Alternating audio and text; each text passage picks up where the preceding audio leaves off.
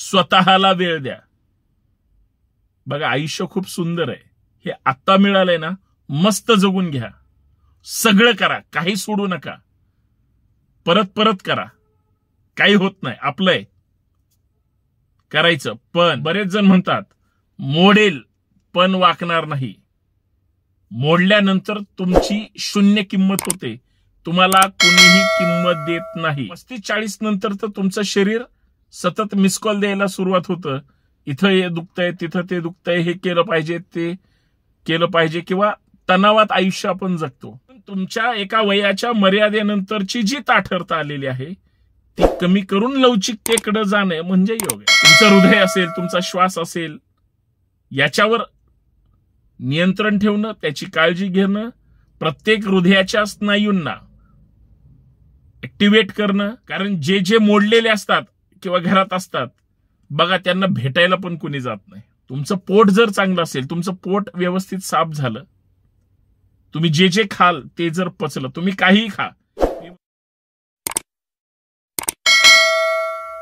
आयुष्यामध्ये तुम्हाला जर शरीर, मन आणि आत्म्यावर नियंत्रण मिळवायचं असेल तर योग फार महत्वाचा आहे. कारण मनशांतीसाठी, बाह्य शक्तींवर प्रभुत्व मिळवायचं असेल तर अंतर्गत शक्तीला मजबूत केलं गेलं पाहिजे. ताण तणावातून जर तुम्हाला शांत जीवन जगायचं असेल तर पैसे खर्च करून कुठं मनशांती करायची गरज नाही.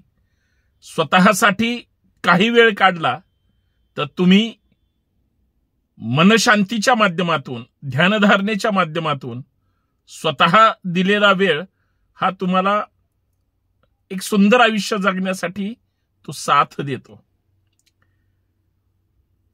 बाह्य शक्ती तुमच्या शरीरावर कधी प्रभुत्व मिळवतात?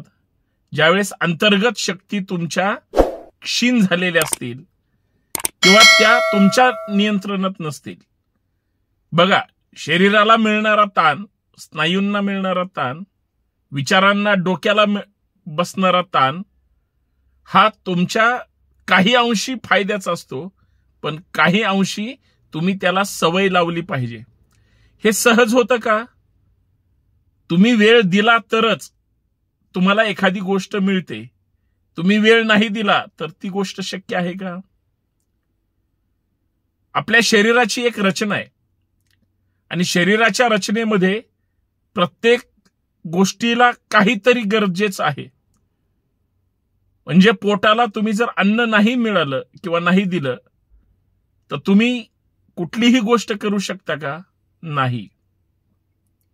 एका जागेवर बसून जर तुम्ही त्याच पोझिशनमध्ये जर जास्त वेळ थांबून राहिलात तर तुम्हाला काहीतरी ताण जाणवतो. तुम्ही तिथं एका जागेवर बसणं तुम्हाला शक्य होत नाही आणि तुमच्या त्या स्नायूला मेंदू आदेश देतो की तुम्ही पोझिशन बदलली पाहिजे. याचा अर्थच असा आहे की आम्ही ज्या पोझिशनमध्ये आहोत त्या पोझिशन सतत वारंवार बदलले गेल्या पाहिजेत. योग ध्यानधारणामध्ये तुम्हाला जर एकंदरीत सगळ्या गोष्टी आत्मसात करायच्या असतील तर लगेच क्रांती होणार नाही. म्हणजे मला एवढंच सांगायचंय की तुमच्या दिवसभरातला 24 तासातला 1 तास तुम्ही फक्त स्वतःसाठी दिला म्हणजे मन, मनका, मनगट, मस्तक जर सशक्त करायचं असेल तर तुम्हाला शरीर तितकंच लवचिक आणि सुदृढ ठेवता आलं पाहिजे. आपल्या आयुष्यामध्ये आपल्याला बऱ्याच गोष्टी करायच्या असतात, बऱ्याच गोष्टी मिळवायच्या असतात, पण त्या कशा मिळू शकतात? तर त्या तुम्हाला प्रयत्न केल्यानंतर मिळतील. जोपर्यंत तुमच्या शरीरातून घाम येणार नाही, तुमच्या शरीराच्या त्वचाला कळेल का की आपले जे त्वचाचे सेल्स आहेत ते आकुंचन पावलेले आहेत, प्रसरण पावण्यासाठी, ते सेल्स ओपन होण्यासाठी आपल्याला शरीरातून घाम बाहेर पडणं, टॉक्झिन बाहेर पडला पाहिजे. ही गोष्ट आमच्या लक्षात येणार आहे की नाही? आणि तुम्ही नेहमी बघा, जे जे कसरत करतात योग म्हणजे व्यायाम नाही, परंतु तुम्ही योगातून ज्या गोष्टी कराल ते तुम्हाला कुठेही मिळणार नाहीत. म्हणजे याचा अर्थ तुम्ही करत असलेली योगकृती, योगक्रिया ही तुमच्या प्रत्येक स्नायूंना, पायाच्या बोटापासून डोक्याच्या केसापर्यंत, प्रत्येक जॉईंट्सला, जॉईंटच्या प्रत्येक स्नायूला आणि स्नायूच्या प्रत्येक सेल्सला तुम्हाला ताण दिल्याशिवाय त्यांच्या गरजा पूर्ण होत नाहीत. लहानपणापासून जे जे शाळेपर्यंत आपण कवायती करतो, कसरती करतो, काही जणांना आवड असते व्यायामाची, काही जणांना आवड असते चालण्याची, काही जण सतत कामाच्या ओघामध्ये शरीराला ताण तणाव देत असतात, परंतु जे जागेवर बसून असतात, ऑफिसमध्ये काम करतात किंवा ज्यांची फक्त बैठक जास्त आहे, त्यांना एक वयाच्या मर्यादेनंतर 30, 35, 40 एकदा सुरू झालं, त्याच्या अगोदर सुद्धा होतं. आज 15-20 वर्षाच्या मुलांना सुद्धा हार्ट अटॅक सुरू झाले. हे कशाचं कारण आहे? आणि मग 35-40 नंतर तर तुमचं शरीर सतत मिसकॉल द्यायला सुरुवात होतं. इथं हे दुखतंय, तिथं ते दुखतंय, हे केलं पाहिजे, ते केलं पाहिजे, किंवा तणावात आयुष्य आपण जगतो. त्या वयाच्या मर्यादेनुसार तुमचं शरीर ताठर बनलेलं असतं. ताठर यासाठी बनलेलं असतं की त्याला सवय नसते. आपण नेहमी सरळ उभे असतो आणि नेहमी आपण समोर असं वाकत असतो, पण आम्ही कधी प्रयत्न केला का पाठीमागे वाकण्याचा, पाठीला ताण देण्याचा?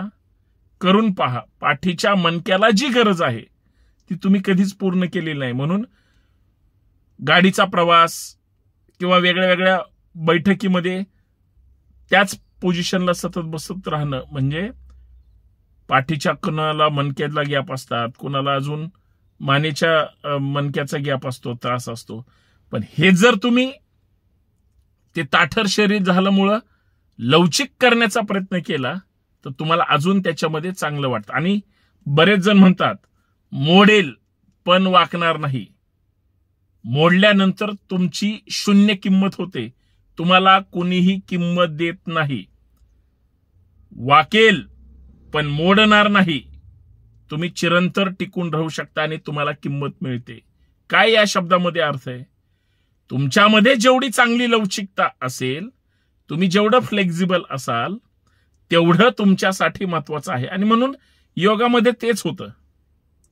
योग करून घेणारा तुमचा योग शिक्षक किंवा तुम्ही ज्याला नजरेसमोर ठेवून योग क्रिया करता, ती लवचिक राहण्यासाठी फार महत्वाची आहे. प्राथमिक हालचाली असतील किंवा सूर्यनमस्कार असतील, याच्यामध्ये तुम्हाला इतका ताणतणाव दिला जातो किंवा आपोआप तो शरीराला पडतो की तुमचं शरीर मोडणार तर नाहीच आहे, पण चांगल्या पद्धतीनं पुढे माग, डावीकडे, उजवीकडे हे वाकू शकतं. जे म्हणतात मी वाकणार नाही, मोडेल, अरे तुला नंतर दादा किंमत पण नाही मिळत. कारण जे जे मोडलेले असतात किंवा घरात असतात बघा, त्यांना भेटायला पण कुणी जात नाही. आपण या अर्थाने ती म्हण घेऊया. म्हणून तुमच्या एका वयाच्या मर्यादेनंतरची जी ताठरता आलेली आहे ती कमी करून लवचिकतेकडे जाणे म्हणजे योग आहे. तुमचं हृदय असेल, तुमचा श्वास असेल, याच्यावर नियंत्रण ठेवणं, त्याची काळजी घेणं, प्रत्येक हृदयाच्या स्नायूंना ऍक्टिव्हेट करणं.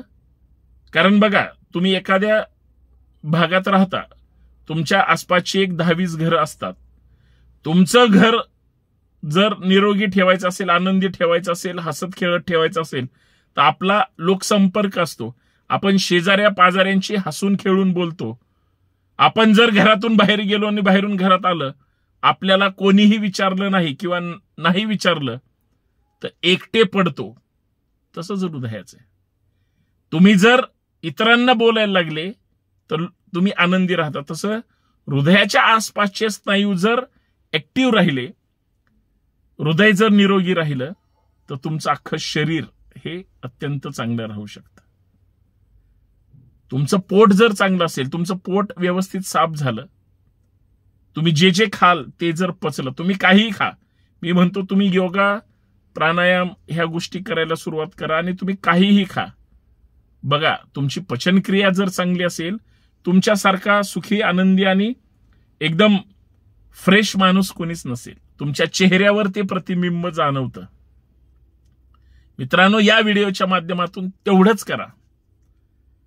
निरोगी राहण्यासाठी आता सुरुवात करा. शरीर लवचिक ठेवण्यासाठी प्रयत्न करा आणि सगळ्यात महत्वाचं, स्वतःला वेळ द्या. बघा, आयुष्य खूप सुंदर आहे. हे आत्ता मिळालंय ना, मस्त जगून घ्या. सगळं करा, काही सोडू नका. परत परत करा, काही होत नाही, आपलंय करायचं. पण थांबायचं नाही, हारायचं नाही आणि आळस करायचं नाही. बस एवढंच. बाकी आरोग्यम धन संपदा ही तुमच्या माझ्या आयुष्याची फार मोठी देण आहे. तुम्ही हजारो कोटीचे मालक असू द्या आणि तुम्ही निरोगी नाही, तुम्हाला एखादा आजार आहे, रोग आहे किंवा काही त्रास होतो, काय करायचं त्या पैशांना? पण तुम्ही 100% निरोगी आहे, तुम्ही सगळं मिळवू शकता. एवढी ताकद आहे त्या विचारांमध्ये. मनशांती, शरीर शांती आणि वैचारिक तृप्ती आपल्याला साध्य करायची. धन्यवाद. हा व्हिडिओ जास्तीत जास्त शेअर करा आपल्या मित्रमंडळींना, नातेवाईकांना, आपल्या जवळच्या ग्रुपवर शेअर करा. आपलं हे सुप्रभात योग चॅनल सबस्क्राईब करा. जोडले जा, चर्चा करत राहू, गप्पा मारत जाऊ. तुमचा सहवास लाभला पाहिजे. काही सूचना असतील तर नक्की कळवा. मार्गदर्शन करत रहा. धन्यवाद. आरोग्यम धन संपदा. करे योग, रहे 100% निरोग. धन्यवाद.